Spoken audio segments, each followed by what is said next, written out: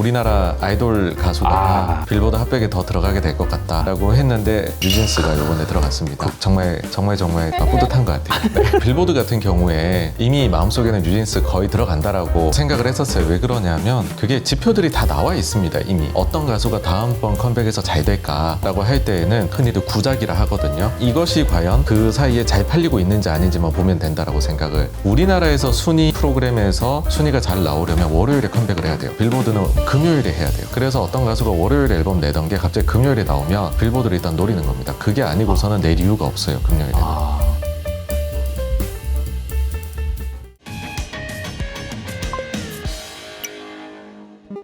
중국 이야기로 좀 세긴 했지만 서프라이즈 2개 맞힌 거 하나 더 얘기해 주셔야 돼요.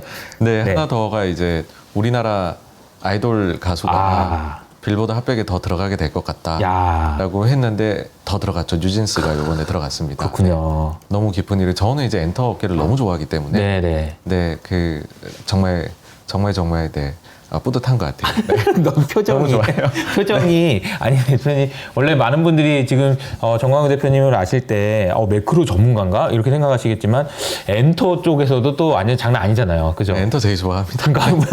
조금만 더 얘기해 주세요. 과거에 무슨 뭐 YG 뭐 포함해가지고 뭐 투자했던 경험 같은 것도 얘기해 주시면 좋을 것 같은데 여기서는 이제 처음 들으시는 분도 있으니까.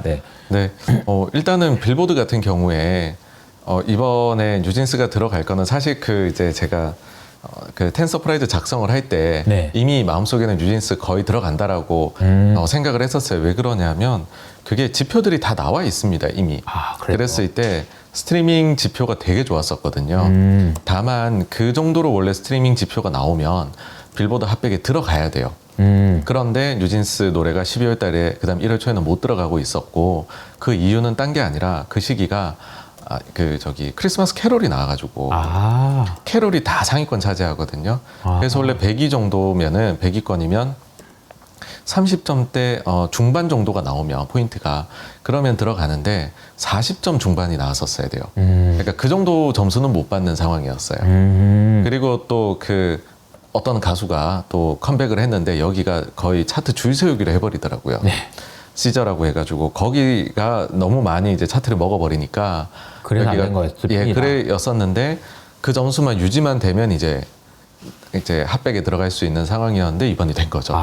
그래서 거의 그거는 실은 이제 좀 뺏겨서 보고서 그냥 답지 보고서 한 거다라고 말씀드릴 수 있을 것 같고. 근데 뭐 그거조차도 못 보는 사람들도 많고 그러니까. 근데 과거에 이제 대표님 얘기를 저도 지인한테 전해 들은 얘기지만 어디 그 행사 같은 거 할 때 뭐 티켓 판매가 얼마나 됐는지를 무슨 어디 카페를 또 찾아가지고 또 데이터도 얻어내고 막 그러신 경험도 있다고. 그 정도로 사실 엔터 쪽에 관심이 많으신 걸로 저도 얘기는 들었거든요. 근데 어쨌든 그럼 이런 거는 또 투자하는 데는 또 어떻게 의미가 있어요? 뉴진스 하나만 가지고 뭔가를 하기는 어렵겠지만. 일단은 여러 데이터들이 다 좀 이렇게 공개가 되어 있는 게 많습니다. 그러니까 저는 엔터가 처음에 많이들 생각하실 때 이게 좀 어렵다. 예상이 어렵고 뭐 이거는 흥행 산업이고 이런 말씀들 하시는데 저한테는 오히려 되게 쉬웠었어요. 정반대인 게 가령 예를 들면은 어떤 가수가 다음번 컴백에서 잘 될까라고 할 때에는 그 가수의 이제까지 나온 앨범이 흔히들 구작이라 하거든요. 이것이 과연 그 사이에 잘 팔리고 있는지 아닌지만 보면 된다라고 생각을. 이제 그거 가지고서 해보면 거의 맞아 들어가요. 왜냐면 앨범이라는 걸 저희가 이제 사질 않거든요. 살 이유가 없잖아요. 근데 앨범을 사는 거는 뭐 이제 포토북 보려고도 있겠지만은 또 하나는 뭐 사인회 같은 거 가려고 이런 식으로 하는데 그러면 초기에 사요. 활동하는 초기에나 사인회 같은 것들을 하지 그 뒤엔 안 하거든요. 근데 예를 들어 나온 지 1년이 지난 앨범인데 갑자기 판매가 느는 거예요. 그렇다라는 거는 그냥 사람들이 팬이 늘어난 만큼 그 사람들이 나는 이 가수에 대해서 더 많이 소장하고 싶은데 이런 것도 있네 그래서 한두 장 사는 거거든요. 그래서 옛날 앨범이 잘 팔려 나가기 시작을 한다. 그러면 그 가수는 그 다음 앨범이 잘 팔리게 된다라는 거죠. 그러니까 이제 새로운 팬덤이 계속 들어오고 있다고 봐야 되는데 그거를 기록만 잘해두고 있으면은 팬덤 커져가는 거를 거의 확인이 가능합니다. 그래서 컴백하기 전에 이미 알 수 있고, 또 컴백을 할 때 사실 제가 이렇게까지 정보를 봐봤자 회사만큼 정보를 디테일하게 알지 못하거든요. 네네. 근데 회사들 같은 경우에 그 다음에 어떤 전략을 쓰느냐를 딱 보면 아, 이 가수가 지금 내부적으로 이 정도의 성적을 내고 있는 게 확인되었구나, 이런 걸 알 수가 있어요. 가령 예를 들면은 이제 우리가 미국 시장에서 성공하면은 그 엔터 업체에 대해서는 확 이렇게 밸류를 더 주려고 하는 게 있잖아요. 맞아요. 그랬을 때 미국 시장에서 여기가 이제 좀 숫자가 나오냐 안 나오냐, 이거를 회사 내부에서 어떻게 판단하고 있느냐 보려면, 우리나라에서 순위 프로그램에서 순위가 잘 나오려면 월요일에 컴백을 해야 돼요. 그래야지 일주일치가 들어가거든요. 근데 빌보드는 금요일에 해야 돼요, 우리 시각으로. 그래서 어떤 가수가 월요일에 앨범 내던 게 갑자기 금요일에 나오면 빌보드를 일단 노리는 겁니다. 그게 아니고서는 낼 이유가 없어요, 금요일에는. 그 다음에 이제 그 다른 이렇게 일정 잡는 거나 이런 것들도 봤었을 때 뭔가 이 데이터들이 자기네가 좀 뭐가 있구나 싶게 되면은 이게 사실 내부적으로는 좀 미국 숫자가 괜찮았다라고 봐야 되는 걸 거거든요. 뭐, 그러니까 왜냐하면은 이게 좀 복잡해진 게, 옛날엔 유튜브 하나만 봐도 되게 분석이 잘 됐는데 거기에다가 요즘은 뭐 프로모션 같은 것들을 막 붙이기 때문에 저희가 순 숫자 알기가 좀 많이 어려워졌어요. 그래서 어쩔 수 없이 이제 좀 회사들의 전략 같은 것도 눈여겨보고 있다가 바뀌는 게 있으면은 아, 여기 괜찮겠구나, 이런 게 될 수 있고요. 그 다음에 뭐 일본 같은 경우에는 우리가 일본 쪽으로 나가는 앨범이나 이런 것들이 다 확인이 숫자로 가능하거든요. 그런 것들을 보면 이게 뭐 한글 앨범인데도 일본 쪽에서 좀 이렇게 나가고 있고 하면은 아, 어느 정도 규모로 처음부터 이렇게 그 공연 규모를 잡을 수 있겠구나, 이런 게 대충 나옵니다. 그러면 저희가 알 수 있는 게 뭐 예를 들어 처음에는 체육관 정도에서 그 다음에 한 2만 명 정도 규모, 그 다음 돔 투어를 할 수 있느냐, 이런 게 될 텐데, 그런 것들도 보시다 보면 이게 좀 각이 나와요, 소위. 그러면은 딱 그게 수익 추정이 쉽습니다. 그 지금 아티스트가 몇 명이고 그들이 몇 번 컴백을 할 거고 활동을 이렇게 할 거다 하면 거의 해서 나오기 때문에, 뭐 제가 좀 장황하게 말씀을 드렸지만은 이게 그 저기 많이 보시다 보면 네, 다 있어요. 데이터가 진짜 다 있어요. 네. 그렇군요. 예. 아니, 그러니까 이제 뭐 말씀하시다 보는 걸 들어보니까 아까 제가 질문을 저기 물가 어떻게 될 것 같아요? 경기 침체 어떻게 될 것 같아요? 이런 질문을 드렸을 때랑은 그 표정 자체가 좀 달라진다. 아, 네, 그렇죠. 이건 좋아하는 거니까. 엔터 얘기를 하고 네, 하다 보니까 아니, 내가 이것도 정말 그 할 얘기가 정말 많은데라는 생각이 들고, 아, 그래서 관련된 그 종목들도, 뉴스 관련 주식들도 흐름이 되게 괜찮고, 올해도 이제 이쪽 업계에서도, 그러니까 이제 그 엔터 업계에서도 기대를 좀 해볼 수가 있겠네요. 그러면 여러 가지로. 네, 저는 오히려 그러니까는 그렇게 이제 조금 편향된 시각을 가지신 분들이 있는 것 같은 게 뭐냐면, 아, 코로나 때 엔터 업계들이 수혜를 입었다라고 생각들 하시는 분들이 꽤 있는 것 같아요. 그러니까는 뭐 밖에 못 나가니까 그렇죠. 유튜브 많이 보고, 맞아요. 그 다음에 그 뭐 딴 거 못 하니까는 앨범을 많이 사서 앨범 인플레이션이 온 것 같다. 그런 말씀들 하시는데, 엔터 관계자들 입장에서는 그거는 전혀 동의할 수 없는 부분인 게, 왜냐하면 그들 입장에서 가장 큰 건 무조건 공연이거든요. 공연만 한 게 없습니다. 그렇죠. 예, 공연 가서 거기서 굿즈까지 팔고 하는 것까지 다. 게다가 공연에 오면 사실 그래요. 공연 가실 때 내가 엄청나게 팬이어서 가는 것도 있지만, 네.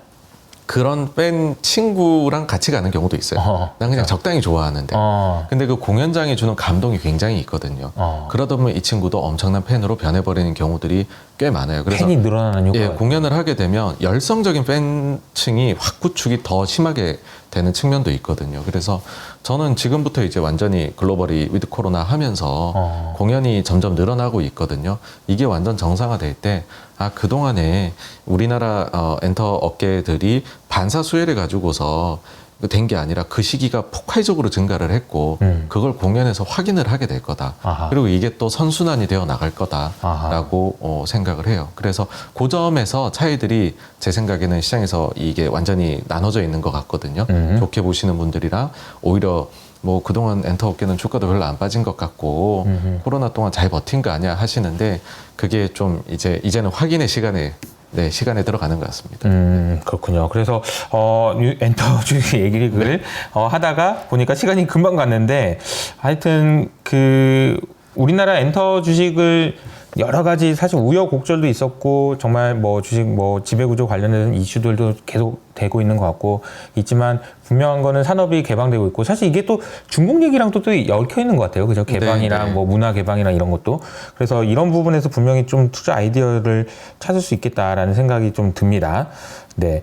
중국 이야기 조금만 더 여쭤볼게요. 나온 김에. 그러니까 중국은 지금 위드 코로나는 하고 있는 것 같고 사람이 이제 마지막으로 이제 얼마나 많이 돌아가실 거냐부터 시작해서 여러 가지 경제에 미치는 영향에 대해서 분위기 바뀌고 있는 것 같긴 한데 제가 이제 외신을 보다 보면은 느끼는 감정은 중국한테 의존도가 높아진 것 같다라는 생각이 좀 들어요. 무슨 말이냐면 중국 네가 성장을 못하면 큰일 날 것 같다. 너라도 좀 제발 좀 막 이런 기대감들도 이 반영된 얘기들까지 나오고 있는 것 같거든요. 요즘엔 좀 중국은 좀 어떻게 봐야 될까요? 그러니까 중국이 생각보다 위드 코로나에 가속도를 내고 있는 것 같아요. 그래서 저 속도로 가게 되면 1분기 중으로는 완전히 그냥 위드 코로나에 안착을 할 수 있지 않을까라고 생각을 합니다. 그러니까 초기에는 위드 코로나를 해도 중국의 인민들이 못 믿는 거죠. 뭐 이제 이러면은 다 걸리는 거 아니냐. 그리고 원래 코로나는 걸리면은 완전 격리해야 된다는데 정부의 말을 따라도 되는 걸까 하다 보니까 통행량이나 모든 게 다 완전 급락을 해버리는 상황이 집에만 있는 거죠. 위드 코로나 했는데. 근데 그 이후에 지금 회복되는 속도라든지 이런 걸 봤었을 때 그리고 뭐 중국에서 데이터를 속이는지 어떤지 모르겠지만은 사망률이나 이런 것들은 낮게 유지가 되고 있는 거잖아요. 네네. 그렇다라고 하면은 또 여기에다 각종 선전을 하는 거죠. 뭐 연예인들이 나와서 내가 코로나 걸려봤었는데 별거 아니더라 라든지 이런 것들까지 하면 좀 빠르게 풀려나가지 않을까.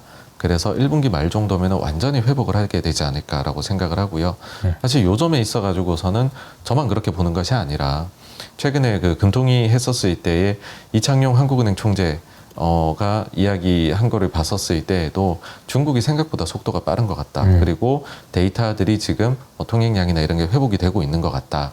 그걸로 봐서는 중국 쪽이 위드 코로나 빠르게 좀 이제 숫자가 올라올 것 같다라는 그런 이제 뉘앙스의 멘트를 이미 또 한 바 또 있기 때문에 제 생각에는 그쪽으로는 하여튼 생각보다는 굉장히 빠르다. 네, 그렇게 저도 보고 있고 그리고 중국으로 따지자면 우리나라가 참 의존도가 높죠.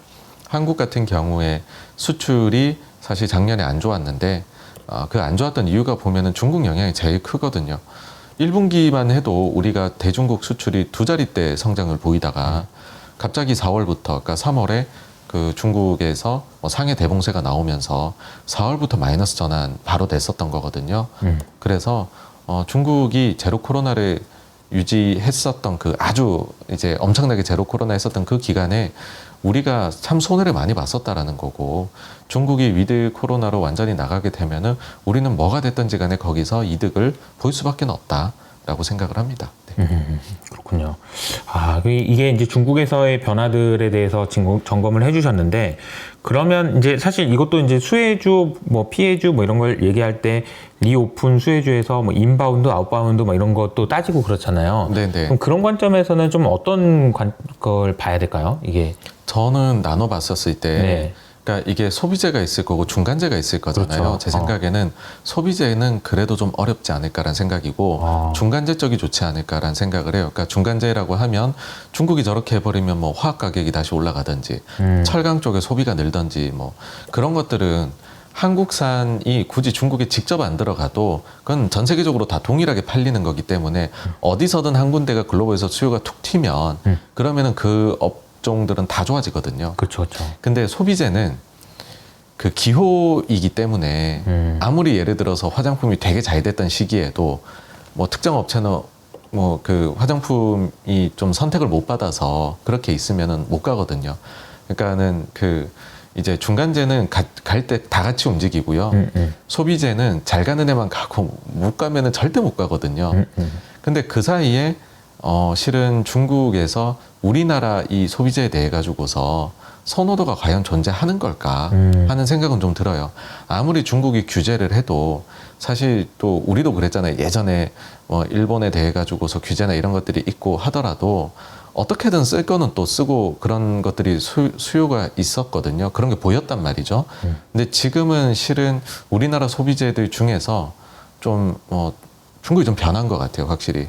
우리 거 예전엔 정말 많이 좋아했었는데 그런 점에선 조금은 좀 제가 볼 때는 이거는 딱 팔리는 게 진짜 인기 히트 상품이 있는지 없는지를 꼭 이거는 보셔야 될 것 같아요. 소비재 기업은요. 그러니까 소비재랑 중간재로 그냥 퉁쳐서 나눴을 때 소비재보다는 중간재가 나은 이유가 어쨌든 기호가 걸려 있는 문제여서 예를 들어서 철을 사는데 한국산이어가지고 안 사고 이러진 않으니까. 예, 다 똑같거든요. 다 똑같은 거니까. 다 똑같거든요. 화학 제품인데 비디인데 야 이거는 한국계니까 냄새가 이상해. 그런 거 없잖아요. 그러니까 그런 걸 생각해 보면 경제가 좋아진다라는 측면에서 바로 수혜를 볼 수 있는 거는 중간재에 해당되는 뭐 철강이나 화학 이렇게 좀 이쪽이 좀 될 가능성이 높다. 네, 중간재가 이제 뭐 맞습니다. 예, 기호나 이런 것도 없고 만약에 중국이 우리 거 뭐 예를 들어 또 제2의 한알령에 대해서 안 산다 그래봤자 중국이 소비가 늘면 그럼 중국 애들이 많이 써야 되잖아요. 여기서 빠진 걸 여기로 그쪽으로 가게 되고 그거는 쉬운데 하여튼 소비재는 조금 그런 게 있는 것 같아요. 확인은 좀 해봐야 될 것 같다라는 생각이 좀 드네요. 알겠습니다. 그 국내 증시 얘기 조금만 더 질문을 드리면 이제 결국 이제 실적에 대한 관심인 것 같거든요. 뭐 경기가 좋아지고 뭐 금리를 더 이상 안 올리고 다 좋은데 뭐 기업 실적에 대한 걱정은 여전히 있는 것 같아요. 네, 그렇죠. 네. 그러니까는 우리는 실적이 사실 4분기는 안 좋을 수밖에 없고요. 항상 안 좋고 항상 안 좋은 근데 시기이긴 했고 그리고 좀 그거 용서를 해줘요. 항상 맞아요. 왜냐면 안 좋다는 게 너무 컨센이기 때문에 이게 올해만 그런 게 아닙니다. 항상 그래왔잖아요. 1분기까지도 안 좋겠죠. 국내에는. 근데 그 뒤를 뭐 대표적인 건 일단 반도체 쪽에서 실적이 언제가 저점이다라는 거를 딱 보여줄 수 있으면 그 시기가 저점이 될 겁니다. 라고 해줘버리면은 그러면 투자자들은 안심할 것 같아요. 그러니까 일단 거기에 걸린 게 우리나라 너무 많기 때문에 그런 거고요. 맞아요. 반도체 쪽에 걸린 게. 그렇게 했었을 때 최근에 이제는 뭐 삼성전자 쪽에서도 여러 언론을 통해 가지고서 자연 감산이다 뭐 이런 얘기들 나오고 있잖아요. 사실 삼성은 절대로 감산한다라고 자기네가 얘기 못하는 곳이고 그럴 때마다 나오는 것이 기술적 뭐 감산, 자연적 감산 이런 얘기 항상 하거든요. 그래서 아주 전형적으로 그렇게 흘러가고 있다라고 보고 있어요. 그래서 뭐 그런 쪽에서 좀 가시적인 걸 보여주면 그러면 한국에 대한 전체적인 실적에 대한 우려는 일단은 확 가라앉을 거다라고 생각을 합니다. 삼성전자에서도 감산이라는 얘기가 나온다면 실적의 저점은 확인할 수 있다라는 부분에 그리고 이제 그 시점이 언제냐에 따라서 주가가 좀 선행하는 부분들이 분명히 있으니까 만약에 올해 하반기에 어딘가 실적이 바닥이기만 하면 지금 바닥일 수도 있겠네. 뭐 6개월 전이니까 뭐 이렇게 볼 수도 있는 거고 긍정적으로 볼 수 있다라는 측면은 오케이인데 올라가느냐는 또 다른 문제 아닐까 싶은 생각이 들어요. 그러니까 바닥이라는 것과 실적이 좋아지는 거는 결국은 이제 수요에 문제가 있을 텐데 여전히 아직은 조금 안개 속이 아닌가 싶은 생각도 들고요. 네, 일단 여기서도 또 나올 수 있는 게 중국인 것 같아요. 그러니까 중국에서 결국 핸드폰 수요가 뭐 그다음에 다른 IT 기기 수요가 살아날 수 있느냐라고 했었을 때에 중국은 좀 독특했던 게 소비가요. 다른 나라들은 그러니까는 이제 코로나로 아주 고생을 할 때 정부에서 보조금을 많이 줬고 그걸로 투자를 하거나 소비를 늘렸었어요. 그런데 중국은 워낙 제로 코로나 한번 코로나 누가 걸려버리면은 잘못하면 한 달, 두 달을 내가 갇혀서 생활해야 될 수도 있다 보니까는 돈을 모두 다 그거 가지고 투자나 소비를 안 하고 쟁여놨던 것 같아요. 그래서 소위 말해 초과 저축이라는 게 많이 쌓여 있거든요. 그것이 과연 어디로 흘러가느냐. 예를 들어 핸드폰도 진짜 살 거냐, PC도 살 거냐, 거기서 소비가 좀 나와준다라고 하면 지금은 전혀 가시성이 저희가 안 보이긴 하지만 저는 일단은 그 부분은 좀 증가하지 않을까 싶습니다. 그러면 일단 거기서 하반기에 좀 성장을 이끌 만한 부분이 나올 것 같다라는 거고요.